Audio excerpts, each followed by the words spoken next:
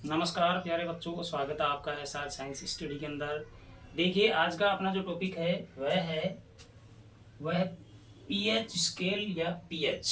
सबसे पहले हम देखेंगे कि होता क्या है पीएच।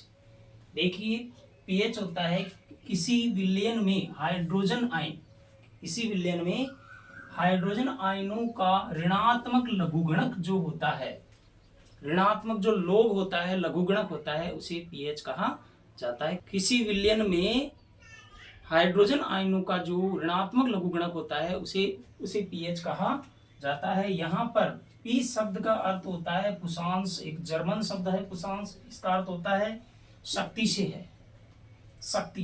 पी का मतलब होता है पावर, जर्मन भाषा में पुषांश है, सामान्य भाषा में बोल सकते हैं पावर, बोल सकते हैं शक्ति। इसकी शक्ति हाइड्रोजन आयन की शक्ति, अर्थात किसी विलयन में हाइड्रोजन आयनों की जो सांद्रता है, जो शक्ति है, जो मात्रा है, उसे क्या कहा जाता है? पीएच कहा जाता है। अतः इन सभी से स्पष्ट है कि किसी विलयन में हाइड्रोजन आयनों का ऋणात्मक लघुगणक जो होता है उसे हम पीएच कहा जाता है। पीएच स्केल क्या है? देखिए किसी विलयन में हाइड्रोजन आयनों की सांद्रता ज्ञात करने के लिए एक स्केल विकसित किया गया है जिसे पीएच स्केल कहा जाता है। किसी भी विलयन में हाइड्रोजन आयन की जो सांद्रता ज्ञात करने के लिए एक स्केल बनाया गया है, विकसित किया गया है, इस स्केल को हम क्या कहते हैं? पीएच स्केल कहा जाता है। देखिए किसी विलयन के अंदर विलयन में यदि हाइड्रोजन आयन की सांद्रता यदि अधिक है, हाइड्रोजन आयन की सांद्रता यदि अधिक है तो वह विलयन होगा अम्लीय। कैसा विलयन होगा? ये ध्यान रखना, अम्लीय विलयन होगा। किसी विलयन में यदि हाइड्रोजन जो आयन है उसकी यदि सांद्रता कम है तो वह विलयन होगा आपका क्षारीय, अर्थात उस विलयन में हाइड्रोक्सिल जो आयन है उसकी जो सांद्रता अधिक होगी। सब कुछ डिपेंड करता है हाइड्रोजन आयन के ऊपर। विलयन में यदि हाइड्रोजन आयन की सांद्रता अधिक है तो वह होगा अम्लीय। विलयन में यदि हाइड्रोजन आयन की सांद्रता यदि कम है तो वह होगा क्षारीय होगा। ये ध्यान रखने की बात है। इसके बाद में ये देखिए हमारे सामने एक पीएच स्केल है। सबसे पहले हम देखेंगे कि इसका जो मध्य भाग होता है उसके ऊपर 7 अंकित होते हैं। 7 क्या है? ये जो है लवण का पीएच, लवण का पीएच है, ध्यान रखना। यदि कोई भी विलयन का यदि पीएच 7 है तो वह विलयन लवणीय विलयन होगा। NaCl का जो पीएच का मान है वह 7 है, ये ध्यान रखना।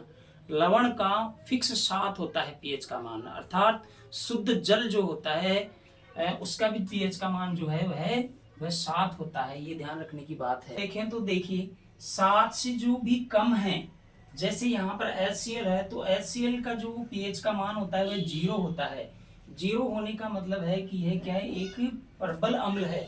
जबकि सोडियम हाइड्रोक्साइड का जो पीएच का मान है वह 14 है, अर्थात यह क्या है? एक प्रबल क्षारक है। इनका यदि मध्य मान हम यदि देखें तो वह 7 होगा। 7 से कम पीएच का यदि कोई विलयन है तो वह होगा अम्लीय।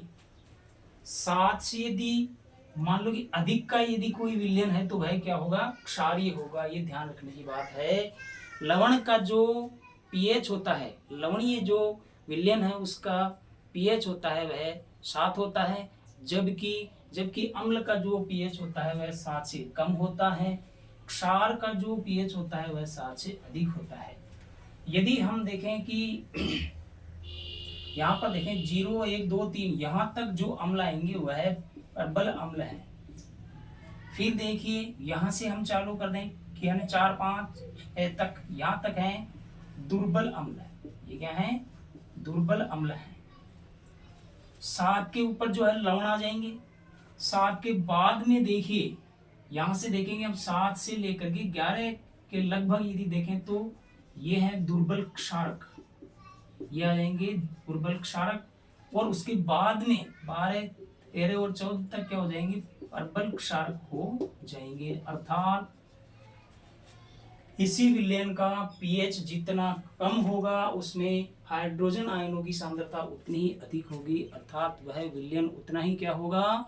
अम्लीय होगा। यदि विलयन की पीएच का मान जितना अधिक है, 11, 12, 13 तक है, 14 तक है, तो वह विलयन उसके अंदर हाइड्रोजन आयनों की सांद्रता तो कम होगी, हाइड्रोक्सिल आयनों की सांद्रता अधिक होगी, अर्थात वह विलयन क्षारीय विलयन होगा। फिर लवण का जो विलयन होता है फिक्स 7 होता है, ये ध्यान रखने की बात है। लवण का जो विलयन है वह फिक्स 7 होता है। तो दोबारा से इसको समझिए, यदि मान यदि 7 है तो वह लवणीय है। वह क्या है? लवणीय है।